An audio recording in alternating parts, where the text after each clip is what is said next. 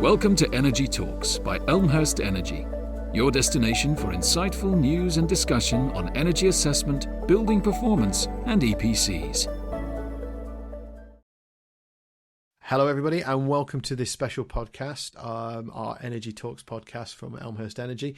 It is a different format today. We don't normally do this kind of thing. Normally there's a host, usually myself, and we've normally got a couple of guests on. But today we're just going to record a bit of a sort of a conversation with some prompts around the world as we see it. And what do I mean by that? Well, I've got a very special guest with me today. I've got Leigh Fairbrother from QBot, who I'll open the mic up to in a second to do a proper intro for himself. And we're just going to talk about the world as we see it from sort of looking at RdSAP, looking at retrofitting, looking at what we think the future looks like as well. We've obviously got a huge challenge ahead of us as a country, as an industry. We've got nearly 30 million buildings in the UK that need to be upgraded over the next 20, 30, 40 years. We've got a net zero target staring us in the face over the next 30 years as well. So we've got to make some big strides, and so therefore there are some big challenges, and we're gonna explore that today. Just for good order, I'm Andrew Parkin. Most of you, if you listen to the podcast, will know me by now. I work for Elmhurst Energy, but I'm going to hand over to my special guest, Leigh Fairbrother. Welcome, Leigh. Thank you for joining us. Thanks for giving up your time. Please introduce yourself, what you do, and what QBot do. Thank you, Andrew. I'm Leigh Fairbrother. I'm currently head of commercial at QBot. We're a technology company founded and based in London, operating all over the UK and Europe. We're most broadly recognised for our underfloor insulation installing robot, which we'll talk about today. Personally, I studied architecture many years ago. I never practiced, but I've spent the last sort of 10 or 15 years working on energy efficiency related projects with social housing providers up and down the country, which has meant a huge range of challenges that need to be overcome. Really interesting projects with very passionate people who share the kind of share the values of trying to tackle this climate emergency and how we go about doing that in the built environment. And I'm a retrofit survivor myself. I've just completed 18 months of a 6-month retrofit project on my own home, which has taught me even more firsthand. So yeah, here to have a really interesting conversation as we've had before with regards to everything around retrofit, how we measure it, how we implement it, and how we make it successful. Absolutely. Well, I mean, there's so much to talk about. We could probably fill 3 or 4 podcasts, and who knows, we might be here in an hour and a half's time still talking away. If anybody knows Leigh or me or both of us knows that we like a conversation. So there's a high risk thing putting on one of these podcasts and having us both in the room at the same time. I'm actually really interested in what you've been doing to your house, and perhaps that's perhaps another podcast for another time. But there is nothing like first-hand experience or doing it yourself to really dig into the problems and get that knowledge and understanding. And I think that's really useful to have. There's plenty of things that I've done to the house as well that until I'd done them, I hadn't realised how challenging some of these things are. And technology is there to sort of bring solutions to some of those problems as well. And I know personally from looking at flooring is an area that often gets ignored because it's difficult and it's, I'd rather be doing something else. And the reality is it's just as important as any other part of the building. So I'm really fascinated to hear what we've got to say. But first and foremost, I want to talk about some of the things that are happening probably a bit closer to my home than necessarily yours, but I know you've got a lot of thoughts and opinions around methodologies and so on and so forth. We've obviously got RdSAP 10 coming this year. It's been a long time in the making, and there's some changes in there, but it's sort of like I suppose a halfway house without giving too much away of the conversation. So I'm just going to come to you, Leigh. Obviously RdSAP 10. What's happening in RdSAP 10? Let's just have a chat around that.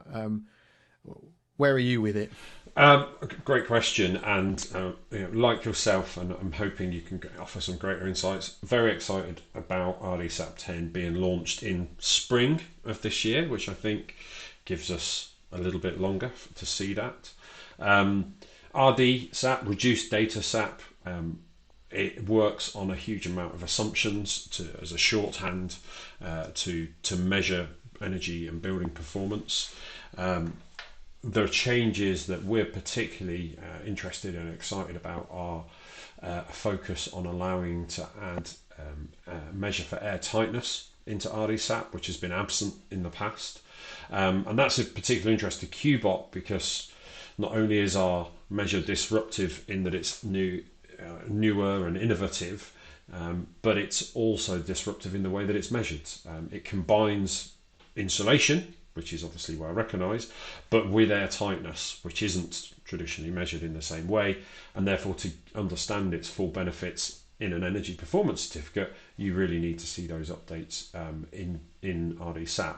BRE have offered guidance in the past about how you change treating a floor from suspended to solid in order to reflect some improvement in air tightness, but it's a rule of thumb at best and doesn't really truly reflect those kind of impacts. So very, very interested to see this when it happens and it comes live later, and I'm sure you can offer some more insight into the other changes that are coming within the system.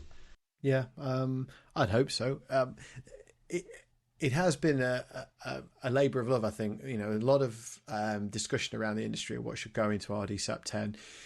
We were hoping RdSAP 10 was going to land at some point in probably around 2020, 2021. Obviously, things like COVID and other challenges have pushed things back further than we thought it would. We would be. But nevertheless, these things have been well thought out. There's some good rationale behind most of the things that happen in RdSAP 10. But I don't think it's going to be a methodology that will be around for a particularly long period of time. We already know from the government's recent consultation from the Future Homes Standard and the home energy model, which is something people are hearing more and more about at the moment. That's going to be the methodology and the model of the future.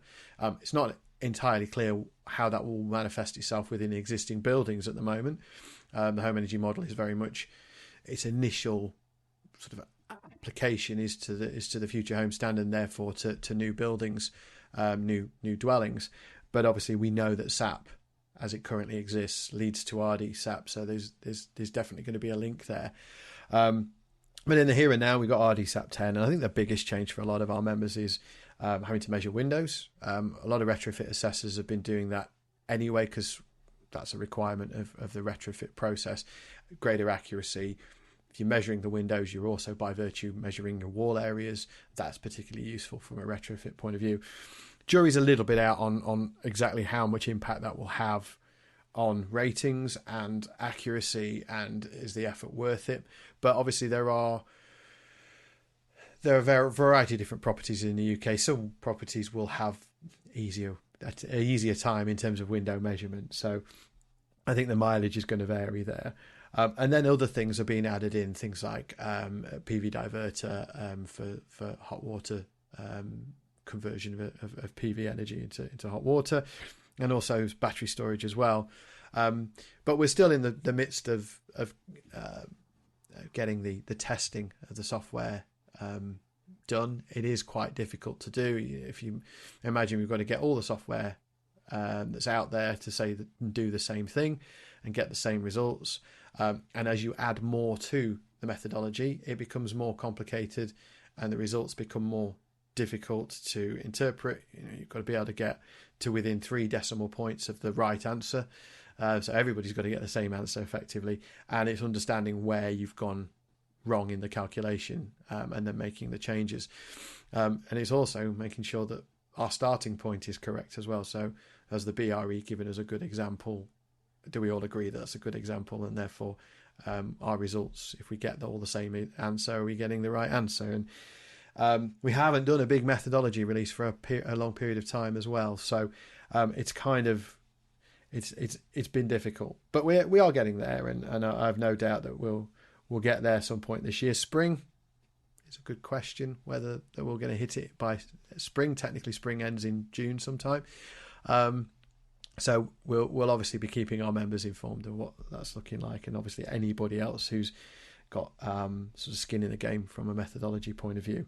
And how will you be supporting your members when it does go live? Well, there's various means. I mean, we've already started the process. We started at the start of this year. So we've done some training. There's various types of training. We've got sort of more bespoke. You're in the room with the trainer, ask any question you like type of training, which obviously commands a certain fee. And then we've got more sort of generic training, which is watch these presentations, understand things in good detail. And then we've got technical bulletins. Read it at your leisure, get exactly what you need out of it, but you know you're not going to be able to ask oodles of questions because there's nobody there answering them. But there's a technical bulletin you can refer to at any time. We've also done some data collection forms because I think there's an acceptance that in advance of the methodology going live, it's good practice to be taking that data in advance just in case you need it come the point of changeover. We have lots of reasons why you can't lodge a certificate until a certain point in time. You're waiting for some information, or maybe you've had a query or a complaint and you need to relodge it. So we're asking people to start thinking about that process in advance. And so we've given them data collection forms. As soon as we've got software available, obviously we're going to be getting close to a release because I think time is of the essence on this one. So, but we'll be doing far more closer to the time when we've got more information and we can start showing off the software as well. I'm really excited about the software. I think there's plenty of new things coming in there to help our members.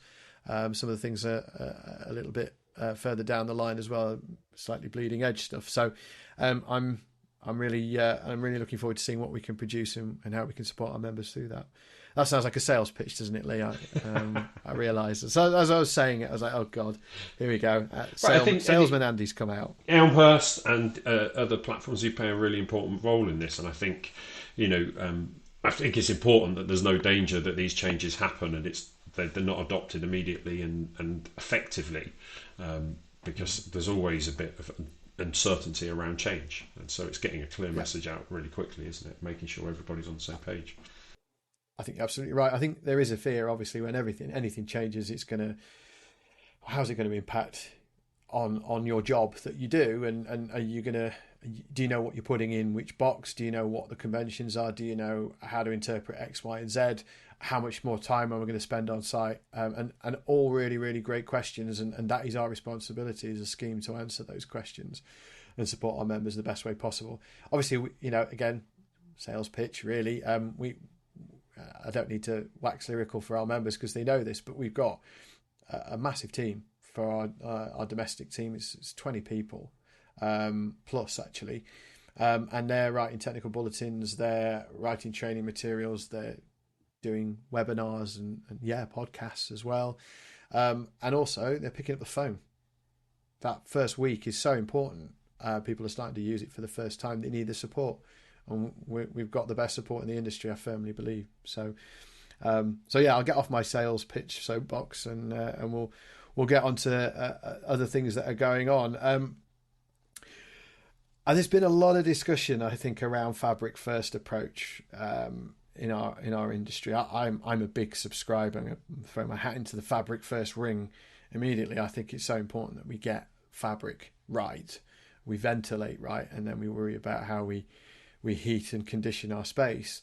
I think if you do things the other way around, it changes the equation. You're often putting something in that you then have to change if you then change the fabric, change the air tightness. What's your take, Leigh? You're a fabric guy. I'm a fabric guy. Yeah. I'm very fabric first, fabric fifth. Both phrases I've heard very commonly recently. I think the challenge around fabric is that you can't ignore it, but there are assumptions that it's already been dealt with. And I think from the work that I've seen on the dozens and dozens of projects we've done with social housing providers and personal experience, fabric hasn't been addressed. Schemes to do lofts and to an extent cavity wall have existed for a long time, and some of those have reached their kind of natural end, and some of the kind of fabric approaches that we've used perhaps don't have the longest life, and therefore something that might have been implemented, a traditional approach to insulating floors in the past, may no longer be effective. And there's plenty of evidence out there to show that energy savings drop off after time on some of these measures. So there's loads of uncertainty about what will be the final heating solution, and is that a heat pump that was installed 10 years ago, or is it a heat pump now that maybe can run at hot, warmer flow temperatures and they can compensate for some poor performance around fabric? Either way, I think from a efficiency perspective, the best kilowatt is the one that we never used. I've heard the great phrase of negawatt the other day from Kate Crawford on another podcast. But in order to do that and make our buildings efficient, we need to obviously look at the fabric and make sure that we reduce the uses as much as possible, and that will give us as much flexibility in the future as we can get. Yeah, I think from a fuel poverty point of view as well, who's to say what's going to happen with fuel prices? That we expect them to go up year after year, and that's generally what has happened. I know recently they've come down, but that's because we've had historical highs, and there's some reason behind that. You may argue against that, but we don't expect over a long period of time for fuel bills to get cheaper. So and therefore there's more risk of fuel poverty.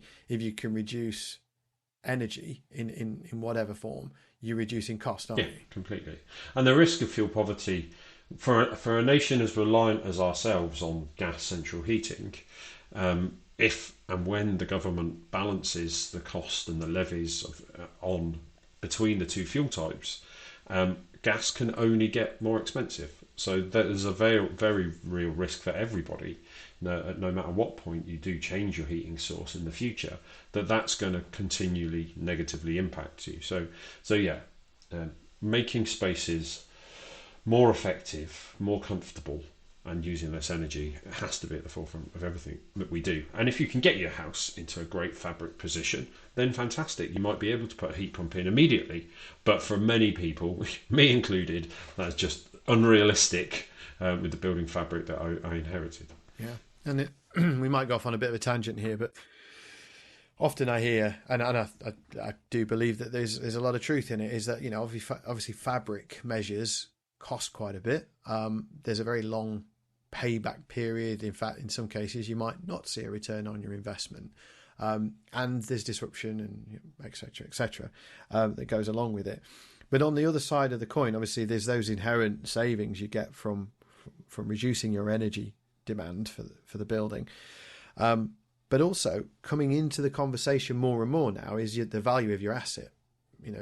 Assets have a value, and there's usually an agreement on what attributes value to that asset: its location, its size, the features that it has. But more and more people are talking about energy efficiency, aren't they?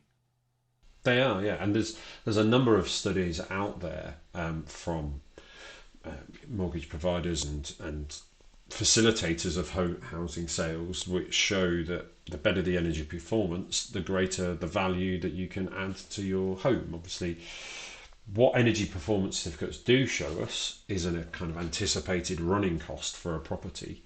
And if that running cost is inflating significantly because of the cost of energy, and you're looking at thousands of pounds per year, then yeah, it makes perfect sense. Your home's going to be worth more if it costs less to run, and your home's going to be worth more if you can comfortably use more of it. Plenty of people who've approached us, and I've experienced this myself in a property with a suspended timber floor, talk about comfort, because there's areas in their homes that they just can't comfortably use during the winter. They are too drafty, too hard to heat, and too expensive too. So yeah, I mean, if you buy a house and you've got 6 rooms and you want to use all of them, and if 2 of them on the ground floor are too cold to be able to, and you stay away from them, then you're not getting the value from the home. So yeah, of course, yeah, property's values is going to be influenced by a huge number of things. It's very interesting. I hadn't even thought about the use of a building from a comfort point of view. Obviously, I'm familiar with comfort. I have conversations with people all the time about it, and it means different things to different people as well. But genuinely, if there's a draft, there's a draft, and that's very difficult to model, but it makes a huge difference to a human being. But I didn't think about it from a value point of view. I'm also thinking about devaluation of asset as well. So the inverse of doing something is not doing something, and does that devalue the property when it's compared to its peers and buildings of a similar size or location. And I think there is something there. But also, there are buildings in this country that are at risk of climate change, the impacts of climate change. And if we do nothing, this is more of a holistic view of the world. But if we choose as a society not to do things that are going to help us mitigate or lower the risk of climate change, then we're going to have a lot of buildings that become not worthless but worth less because they're more at risk, and invariably things like flooding and a great amount of rain on a particular time, and you get that flash flooding happening in a local area. They're more susceptible to those kinds of things like subsidence and heave and all of those other things.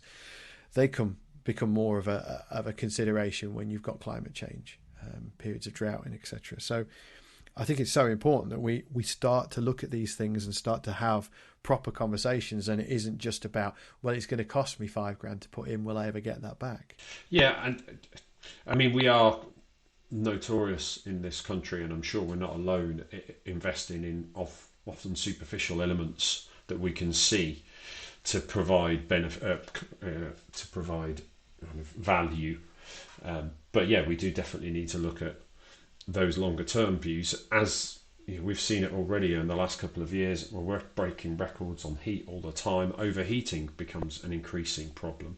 Solar gain, therefore, is an issue, and poorly insulated buildings are more reactive to external temperatures, whether they're hot or cold.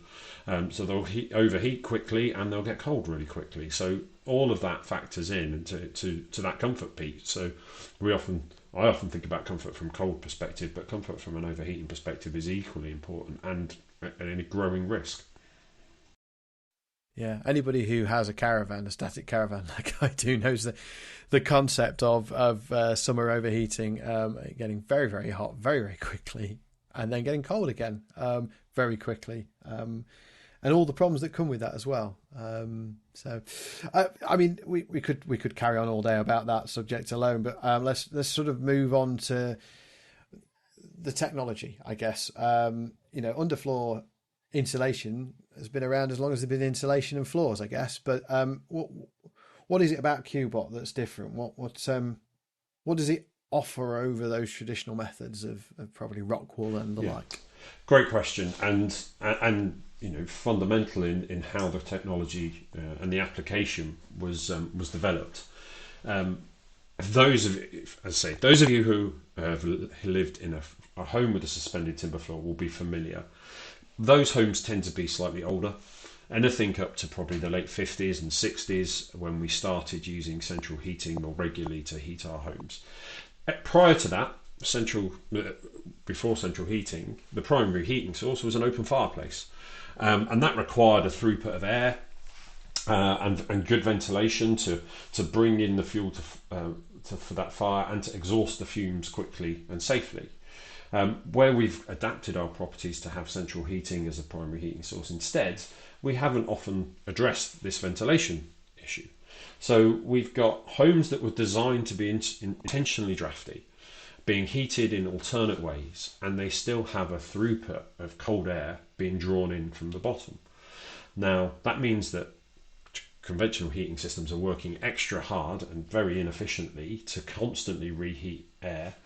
And you can insulate against that using traditional methods, but traditional methods don't address the air tightness component. So for anybody that's ever done this, lifting up floorboards, taking out furniture, removing fixtures and fittings to make a space big enough to be able to lay down an insulation material is incredibly intrusive.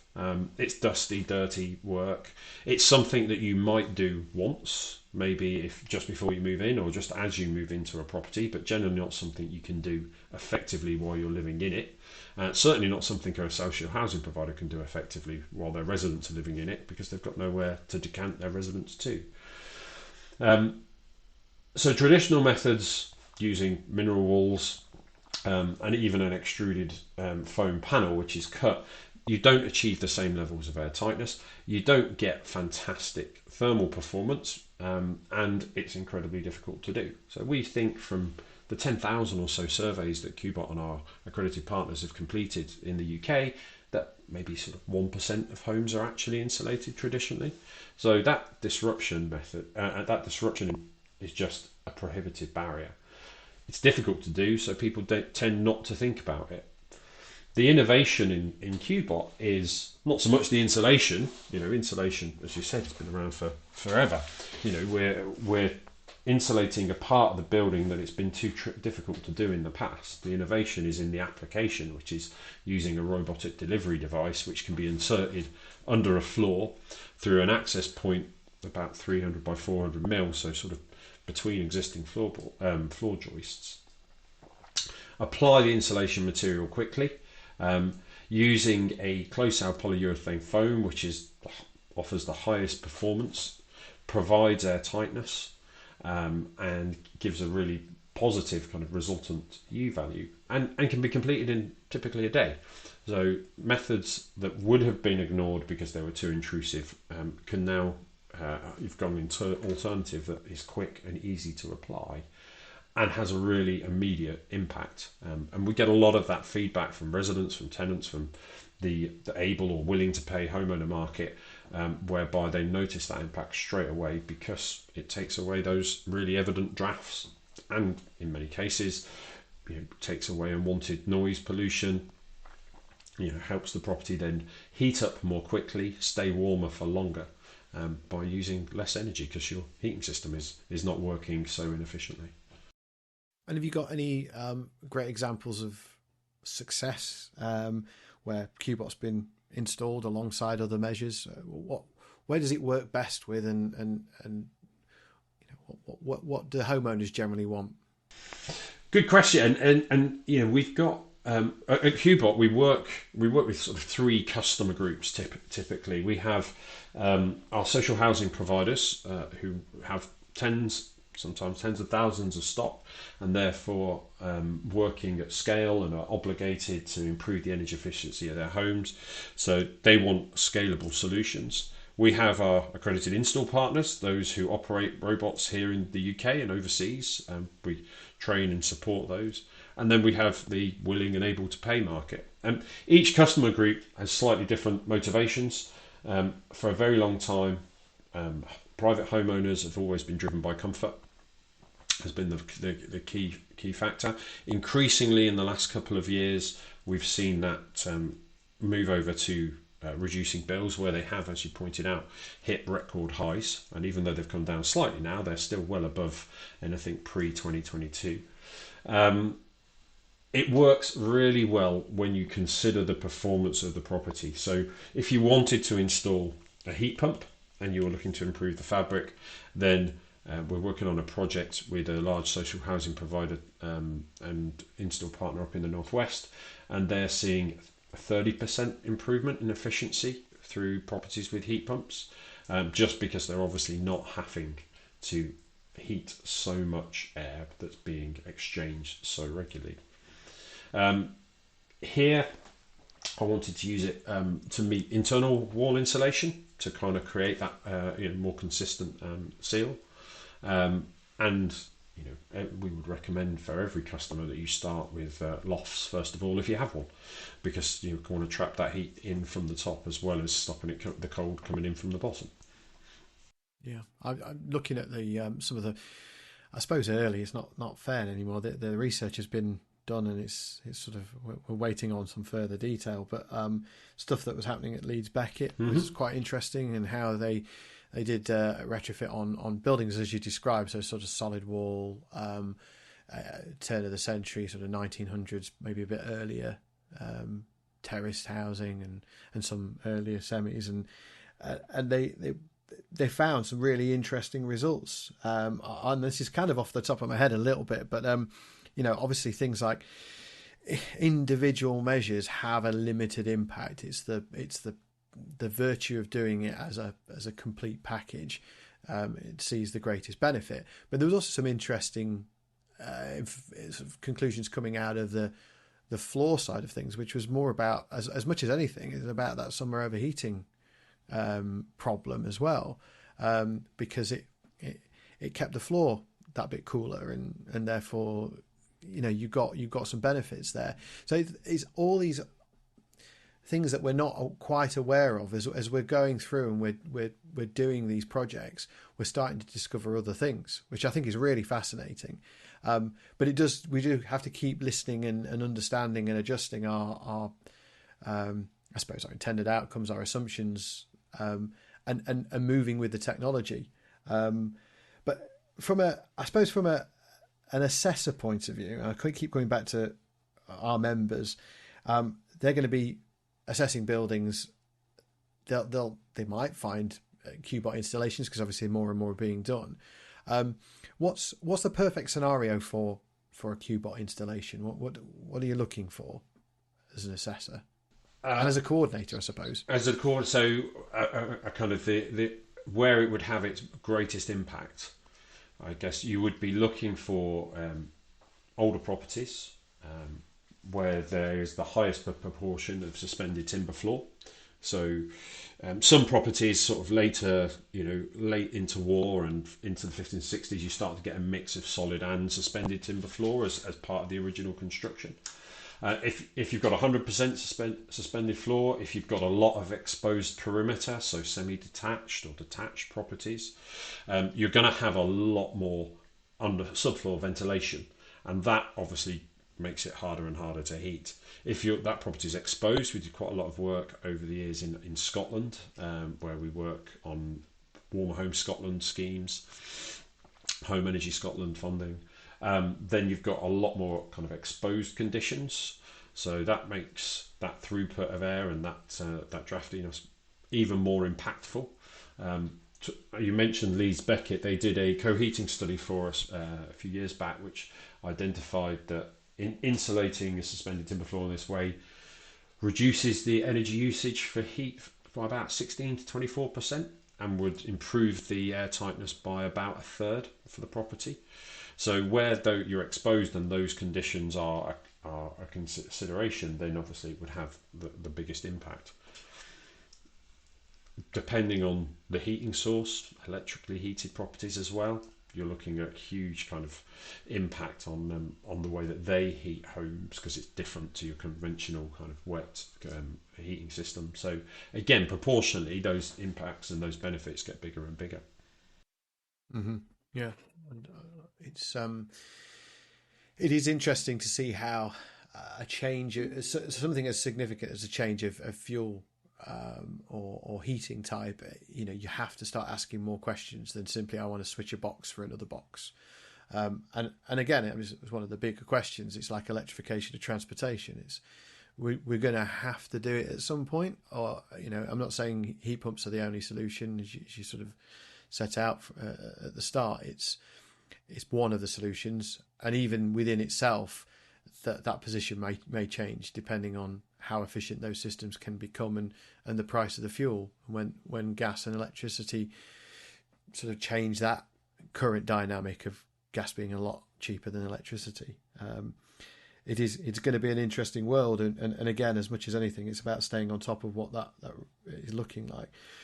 In terms of assessing a building specifically for Qbot, then, is there a particular assessment? Do you use particular kinds of assessors?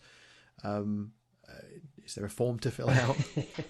But I mean, very much so. This is something from my personal experience I find really fascinating when looking for a builder or contractor to do work.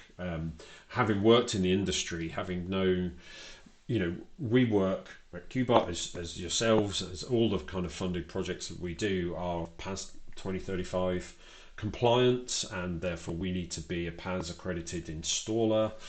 We need to be Trustmark registered. We need to offer a 25-year insurance back guarantee. All really high level of bar of compliance and governance.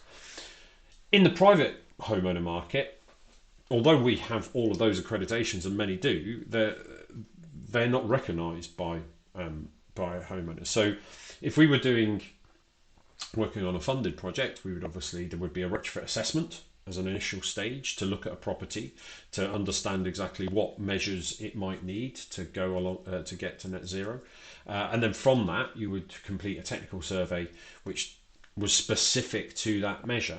Now, in the able to pay market, if you're not following PAS accreditation, because there's a huge cost to that and there's a low levels of awareness, we would still insist on a technical survey, a floor health survey, which focuses on really important stuff around ventilation, around moisture control and risk mitigation, looking at around access, construction type. So would be intrusive in that you need to be underneath the floor. And when we open up a floor for the first time, we're often finding or diagnosing building pathology issues that may have never been seen or understood. So damp is something incredibly topical at the moment, increasingly of concern to the big social housing providers. But when I opened my home to the public after doing a load of retrofit work here, which is another story as part of the Open Green Home Scheme, one of the first questions I got asked, or regularly asked, was about damp and how do you deal with it. And damp, I think people need to remember, is a symptom of a problem. It's moisture in the wrong place. In the same way a weed is a plant in the wrong place. So it's really understanding the diagnostics and getting to the root cause of where it comes from. Is it, as we see frequently, inadequate ventilation under the floor, which has led to a build-up over time? Is it that there is a building defect elsewhere in the property, which is channeling moisture into an area and gravity brings it down to the floor, and that's where you find it. So the technical surveys, incredibly important for diagnosing whether a property is in good health and whether a measure like ours or others is the appropriate intervention. I think what I learnt taking on this property is in the 80s and the 90s, tanking was very popular. Oh, they've got a bit of damp, we'll just sort of paint over it. You just push the moisture elsewhere rather than solve the root problem. So yeah, technical surveys, get to the root cause if there are any, find the symptoms, and then prescribe the appropriate remedial action. Yes, and that almost is how PAS 2035 has been set up, is to identify as many condition issues, including anything to do with ventilation, whether it's damp, or whether it's something else going on the wall, floor, roof, etc.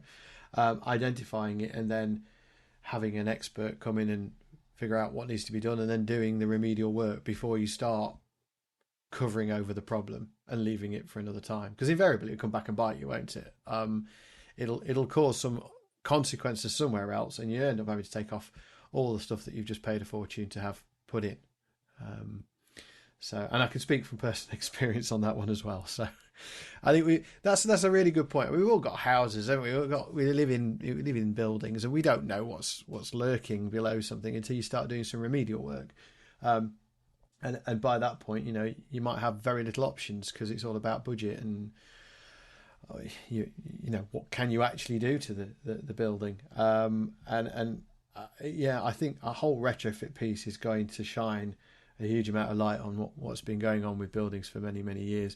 In many cases, things have just been covered over in hope that they don't have to deal with it. And that's exactly my example.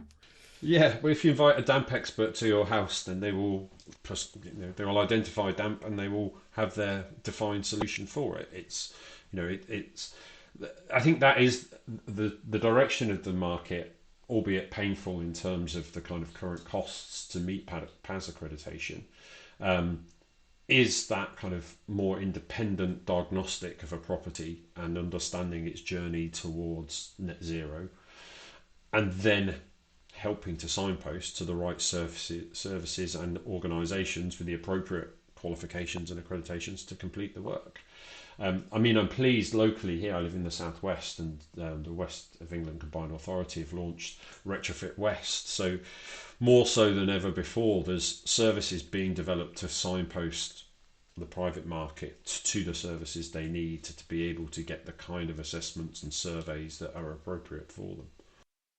Yeah, that's again another interesting subject of its own, is how do we get this whole massive infrastructure project moving in the right direction, and hopefully those early adopters don't end up having to go back again and do the work again. I think there's a lot of trepidation about being one of the first to do this. I know we've been doing it years, but you know what I mean. It is how can they be best supported so that we can build an industry around those early, I suppose, pioneers, but those kinds of hubs and groups and consumer, making sure that the consumer is sort of front and center on all of that. Is what does the customer want? Are they protected? Have they got all the things that they need? Have they got great advice? Have they got the right people delivering those services in front of them, or are they dealing with a cowboy? Or it's so difficult, isn't it? It is, and we don't. People asked me a lot when I was doing work here. So how do you get started? And it's a case of, I studied architecture and I've worked in the industry for 15 years, and that gave me a rough idea of who to ask. It's hardly a sustainable approach to how we retrofit all the homes in the UK. So we do need to learn more about how our homes work and how we live within them. And nothing's perfect. You think about building regulations.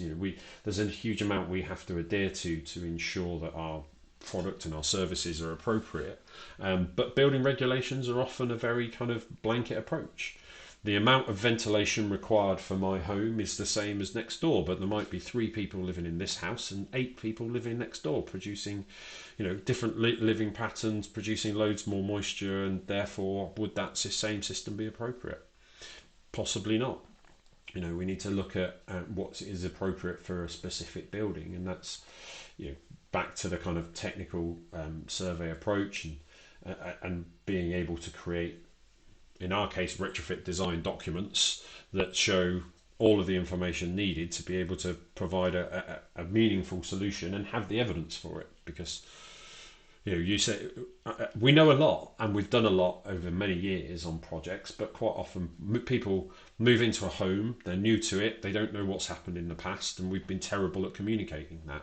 So the digital age, the golden thread, and being able to have traceability and stuff, really, really important to be able to demonstrate both from a value perspective of what you've invested in your homes, but also for that kind of legacy, to be able to pass that information forward and rather than have to go back and think you need to make changes.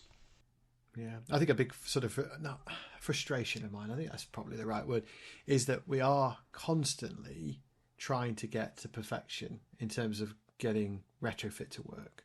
And coming back to the data point there, interoperability of data and being able to share data and taking it with us and doing things based upon that data. I mean, you could spend years setting up systems that allowed that to happen flawlessly. We actually have things in place already, and we could be getting on with it.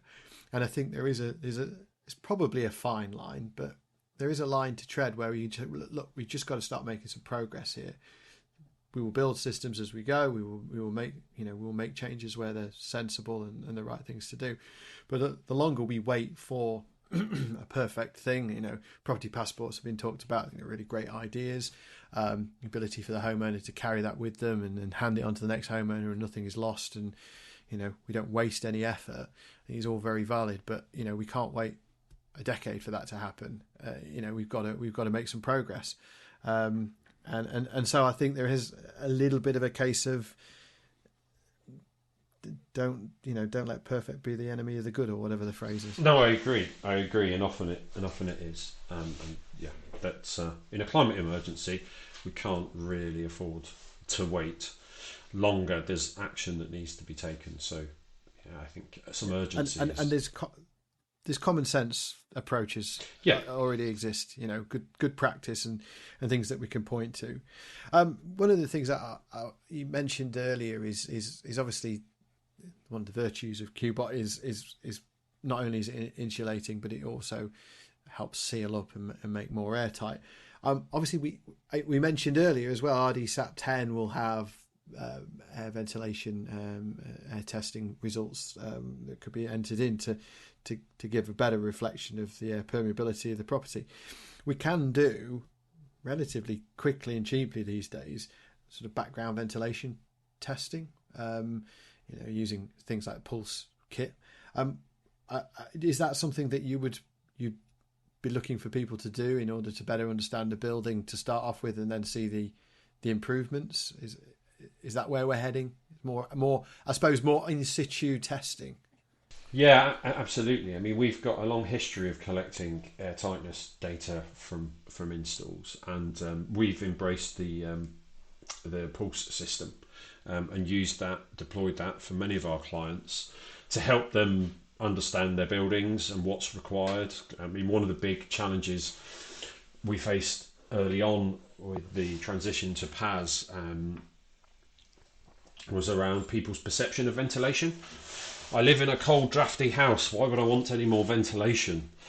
So being able to evidence, how a building performs and find the appropriate solution, incredibly important. But I agree completely. Better and different mechanisms, not just an EPC, which ultimately, and I think you've said this yourself, an EPC is an energy performance certificate. It is a certificate about a property. I don't think its intention was ever to be a design tool. It looks at a state of a property's performance generally without anybody in it. So how does the building fabric work? With some assumptions around it. So getting real-time measurable data about performance really important as we look at as we look at the impact of the work that we do and how long they last. If you have installed, as an example, mineral wool as underfloor insulation, will it perform as well in 15 years' time as it did the day you installed it? And the answer is, of course, no, because it will move over time and it won't, it will drop away eventually. It also runs a risk. There's an increasing number of studies that show that how it can potentially trap moisture as our summers get warmer. And we potentially start to have new issues as they do in warmer climates like in the US and other places. So measuring that real-time performance and that real output using more sophisticated tools, definitely something we need to do more of, and needs to be reflected in the projects we do, because quite often they're measured on one very simple metric, which is what's your SAP score. And yeah, I mean, we have to have metrics, and we have to to certainly agree we've got metrics that have been set for a long period of time, and that they will be there forever, because as soon as you remove them, then we lose all of that history and we're starting from scratch. Most people now appreciate an EPC rating, probably within our industry, but maybe not further afield. The EPC rating, when we talk about that, we're talking about that SAP rating. It's actually called an energy efficiency rating. And it's very much tied to the fuel price on existing domestic EPCs. It's you've got more expensive fuel, all things being equal, it will be a lower rating. A cheaper fuel, and you'll get a better rating, which is why gas has always been so well thought of and treated so well on the EPC, and why we've potentially found it difficult to move away from gas. I mean, it is a reflection of the fact that gas is cheap, and you wouldn't move away to something that's more expensive unless you were prompted to do so.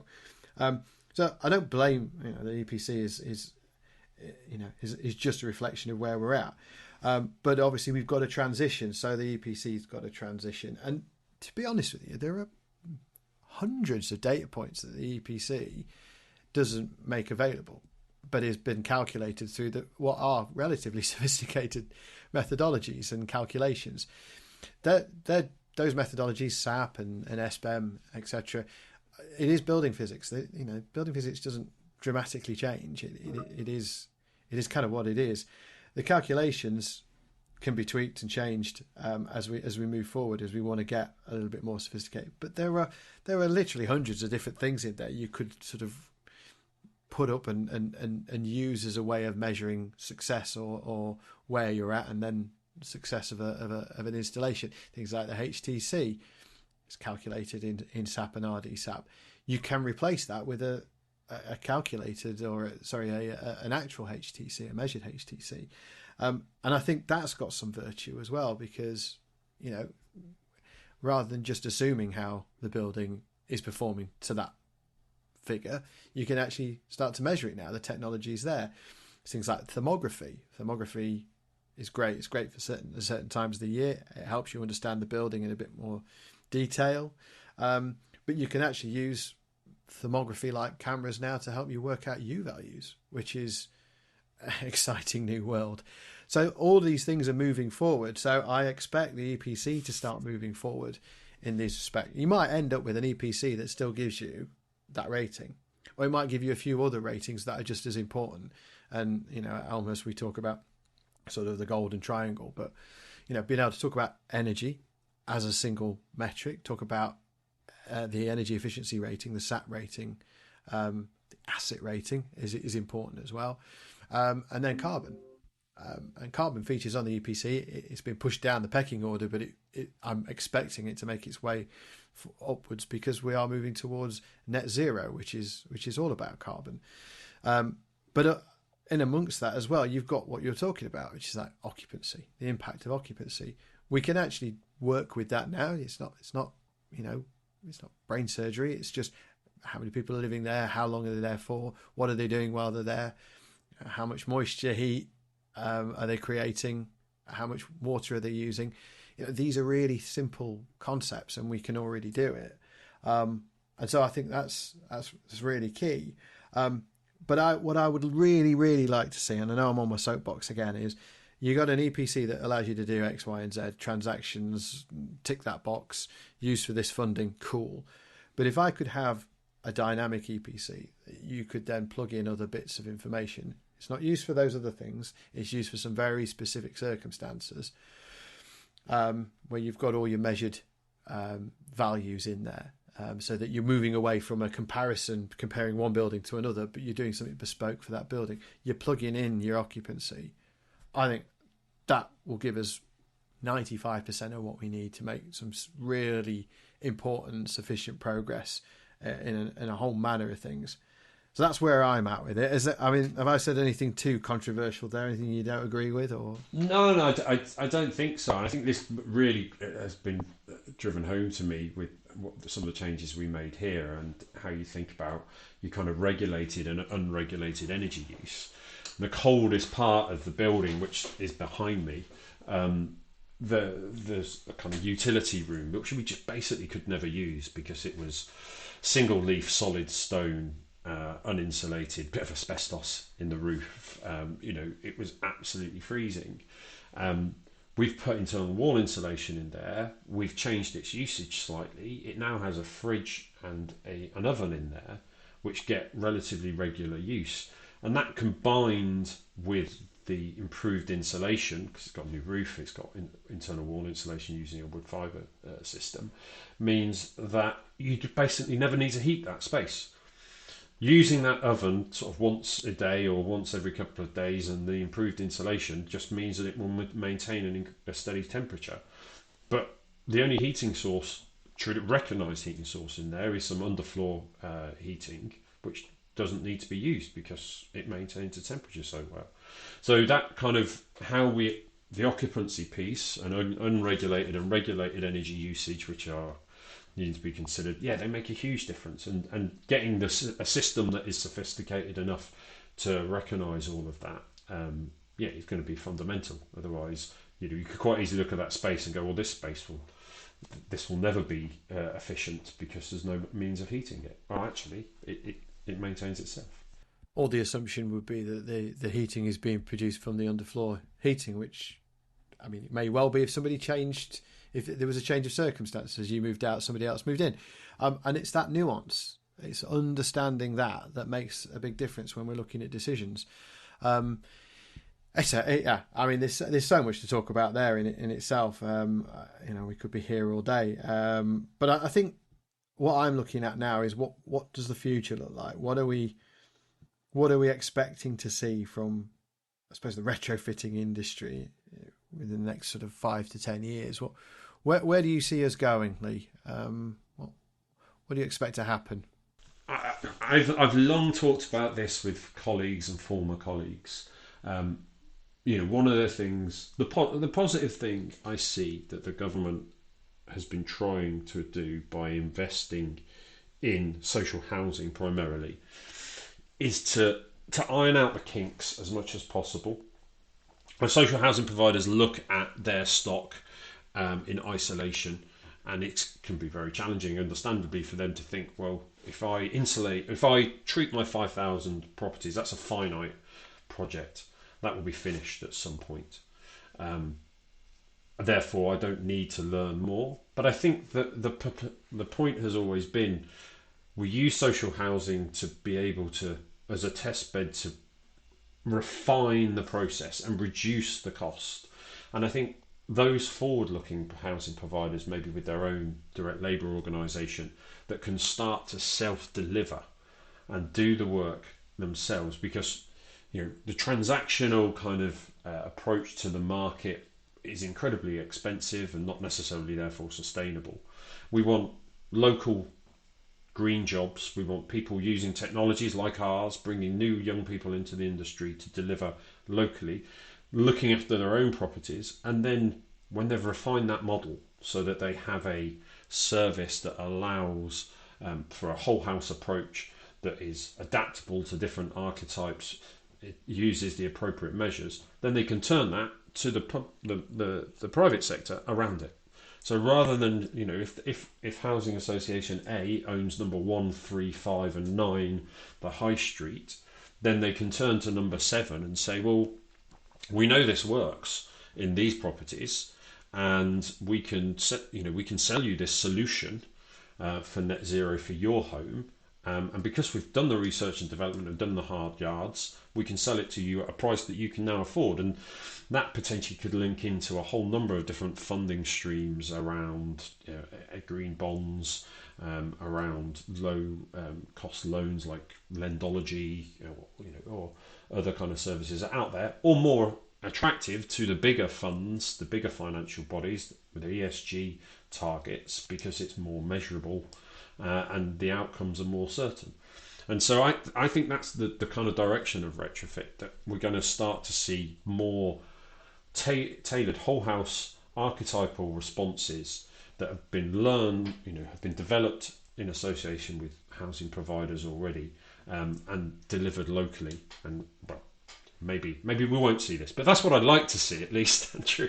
I think that's the kind of ambition, that we can do these things at scale locally, using local resources, embracing the different technologies, and really having a real impact. Yeah, and do you see government having much of a responsibility there in terms of covering any gaps, maybe initially, or there's talk of needing something in the region of 15 billion a year to make this happen. Do you think the government's got to stump up some of that? I think yes. I think that would be useful. I think what is probably most effective would be to stump up the bit to do the assessments and to do the long-term plans. I think there are many other levers they can pull, the most obvious being linked to stamp duty. If your property's stamp duty was appropriate to its energy efficiency, then that would drive activity in the market for people to make their homes more energy efficient, because they'd realise the value themselves.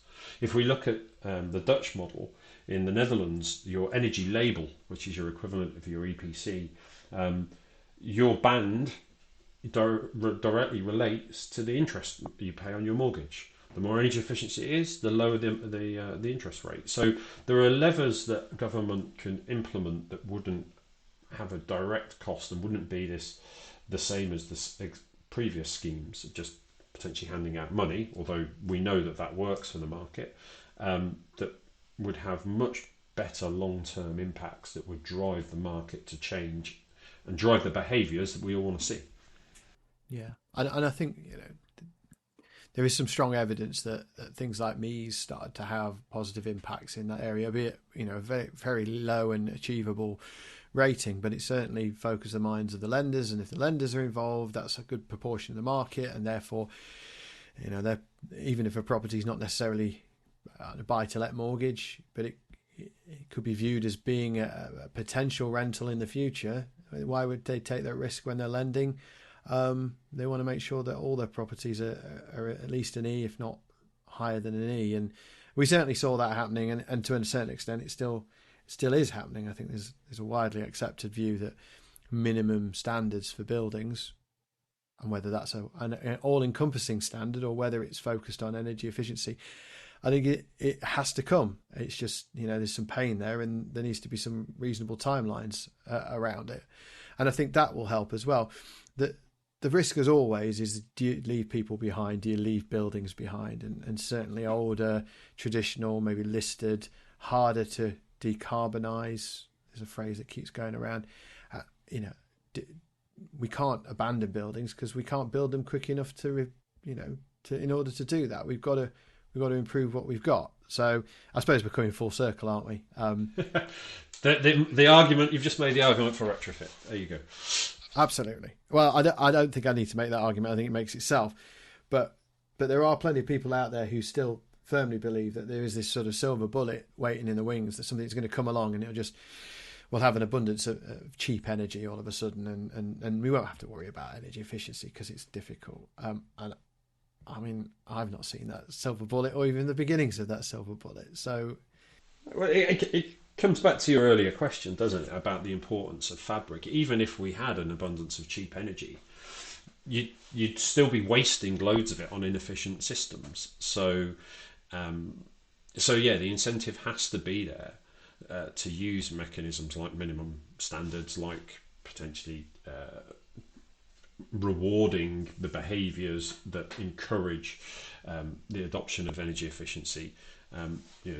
Those levers have to be there. I mean, whether it doesn't have to be, we're going to give you a load of money to do it. Although when the government announced things like the Green Home Grant Voucher Scheme, then inquiries went through the roof for thousands and thousands of organisations. The scheme was not successful for a whole number of well-documented reasons, but it could have been. And there's plenty of ways to make schemes like that more successful in the future. But there's definitely other levers that can be pulled.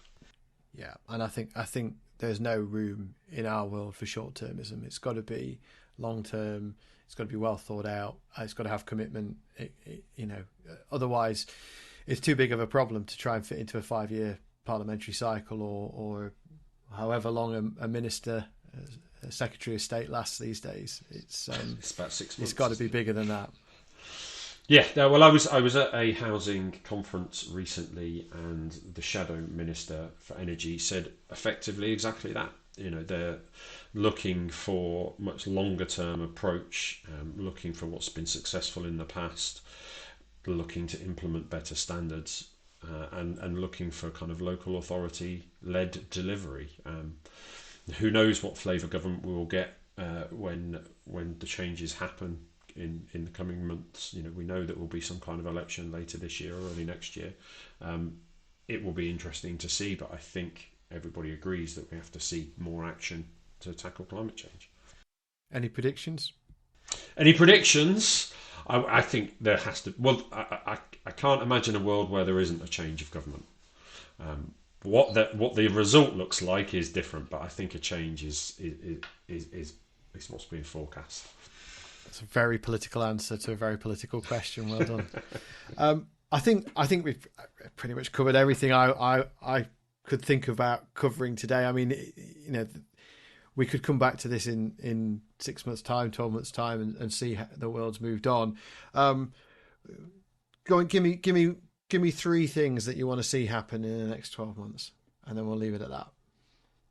And I'm throwing that one out there, by the way. And anybody who's listening to this, we didn't plan that question. I just thought I'd throw it out.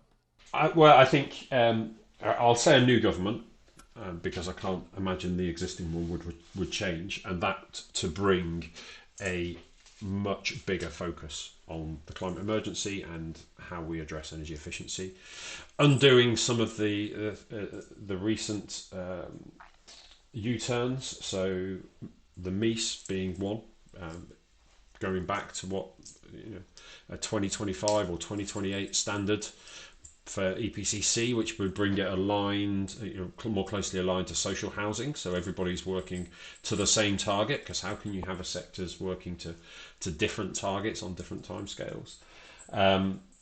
Something to drive homeowners, that would be either interest rate linked, lending rate linked, or stamp duty linked. So something that changes and aligns everything for rental, something that incentivizes people to invest their money differently, and access to that money, the green sort of bond schemes. Those three things, I think, would be transformative for the sector. If we treat energy efficiency and retrofit as a long-term infrastructure project and not a series of competitions, then we'll be moving in the right direction. That's a mighty fine list, Leigh, and I'll look forward to you working your way into parliamentary circles, maybe becoming the next or future Minister of State for climate change, or whatever the department will end up being called. Leigh, that was brilliant. Thank you so much. We can, and we have spoken about these things in great detail, and it's highly likely we will in the future. So keep an eye out on your emails. Might be knocking on your door for another podcast. But in the meantime, all the best for the next few months. We'll probably see each other at trade shows, I'm sure. Our members, keep an ear to the ground. Obviously, we're going to be doing a bit of work together over the next few months anyway. But if you are at any of the various trade shows that come along throughout the year, keep an eye out for both Elmhurst and QBot. We tend to be at the same sorts of things. And yeah, let's keep pushing on those things. I completely agree with your list of three, and there's probably four or five others that are in there as well that we all agree on as well. But going to be an interesting year, and if it turns out the way we suspect it might, 2025 is looking to be a really rather busy and interesting year as well, with the home energy model and a number of other things coming along down the line. So yeah, thank you very much, Leigh. All the best. Andrew, thank you so much for your time. Great to speak to you as ever. And yes, I look forward to seeing you at the next set of events. And obviously, any of your members or anybody else that wants to come see us at those events, talk to us about technology, how it's applied and used, feel free to do so. Play with your robot as well. Well, everybody likes to play with the robot. And why wouldn't you? It's an amazing piece of equipment. And on that slightly odd ending, thank you very much, Leigh. Thanks, Andrew. Thank you for listening to Energy Talks. Don't forget to subscribe and send your questions and feedback to marketing@elmhurstenergy.co.uk.